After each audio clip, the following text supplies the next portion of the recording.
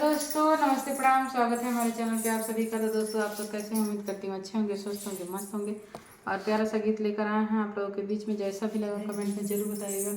शुरू से लास्ट तक सुनिए, गीत का आनंद उठाइए और प्यारा प्यारा कमेंट कीजिए। दोस्तों जो भी गलतियाँ हो रही है आप लोगों से हाथ जोड़ के रिक्वेस्ट करती हूँ कि आप लोग माफ कीजिएगा। कि काल का तवा कपनवा खिया दहोरिया, काल का तवा कपनवा खिया दहो पिया, हो खिया दहो पिया, हो खिया दहो पिया। काल का तवा कपनवा खिया दहो पिया, काल का तवा कपनवा खिया दहो पिया। वही कालकाता में बाराई बसेली, वही कालकाता में बाराई बसेली, बाराई बसेली पिया, बाराई बसेली, बाराई बसेली पिया, बाराई बसेली। वही बाराई का पानवा ले आदा हो पिया, ओही बाराइन के पानवा ले आदा हो पिया।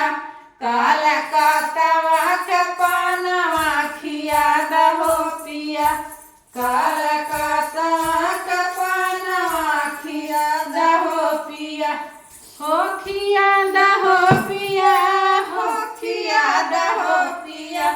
काल का तवा के पानवा खिया दहो पिया, काल का तवा का पानवा खिया दहो पिया। ओही पानवा में पिया हो जादू भइला, ओही पानवा में पिया हो जादू भइला, हो जादू भइला पिया, हो जादू भइला, हो जादू भइला, हो जादू भइला। कि पनवा खात मोरा ओठ को मिलैला हो पिया, पनवा खात मोरा ओठ को मिलैला हो पिया।